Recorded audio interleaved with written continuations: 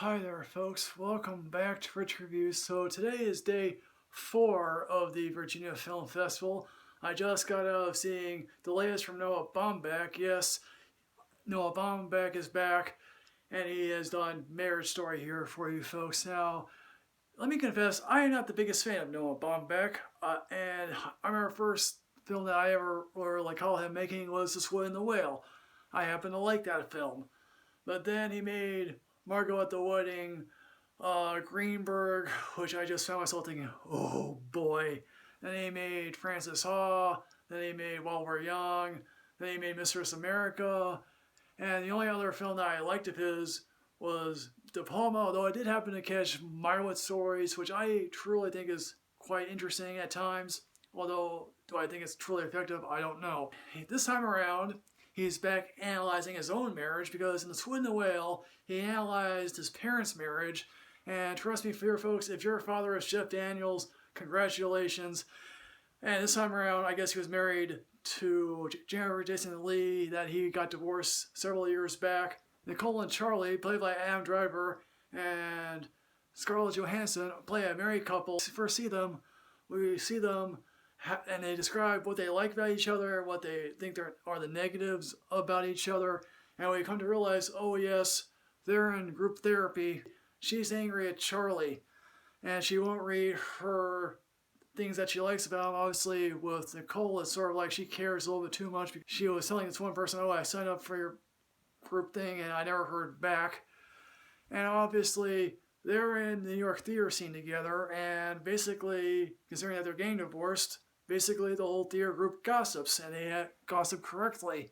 And also, one of the theater people happens to be Wallace Shawn. Basically, if you think to yourself, my dinner and one day, you'd be correct. And obviously, Nicole is best remembered here for a college comedy film, which she showed her breasts all those years ago. And obviously, Scarlett Johansson showing her breasts is probably the best thing that you can get out of a college film. Obviously, Nicole has been very unhappy, and she's felt very unsatisfied with being in New York for so very long because she turned out script after pilot, and now she is finally going back to LA to film a pilot that may or not be picked up.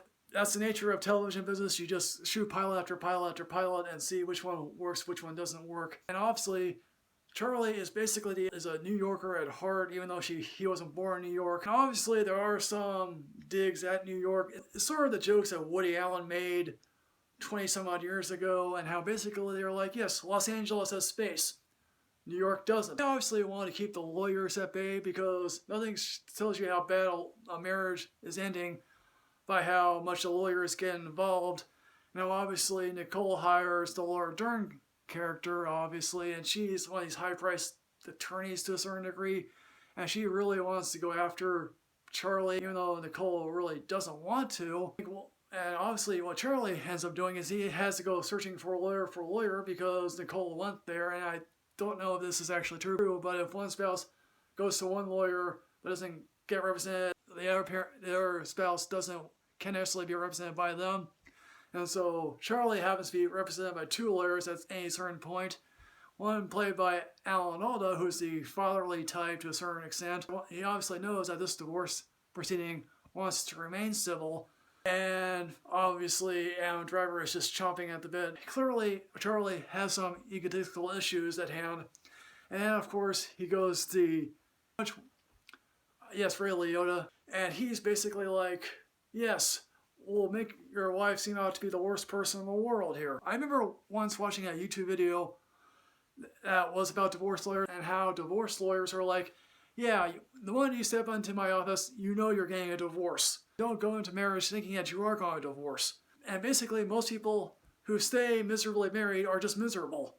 And there's particularly one scene where every resentment comes out, and that scene is absolutely wonderful. And I know certain people are going to go into this film being like, oh yeah, Black Widow and Kylo Ren are getting a divorce. How could they get a divorce? They're perfect for each other. Also, more comparisons are probably going to be made to Kramer versus Kramer that won Best Picture in '80. There are certain chases because they do share a kid here, and obviously the kid is caught in the middle.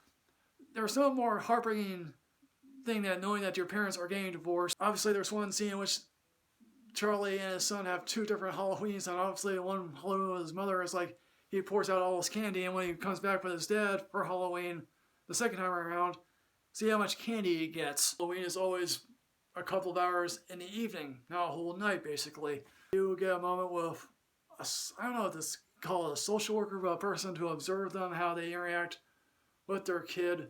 Obviously, these two do deeply care for each other, but sometimes people who deeply care for each other don't just necessarily need to be married. Folks, what I'm going to say about Marriage Story, I am going to give this, I'll leave work early because this film needs to be seen and it needs to be shared with everyone, particularly those people who are going through a divorce. And so, folks, I'm on Twitter at Michael Rich at Rich Reviews too, for whatever reason. So, folks, what's your favorite film about marriage? I don't know why else you would say that, but so, folks, like, comment, subscribe, enrich yourself with knowledge. I'll see you next time, folks. Yes, hooray.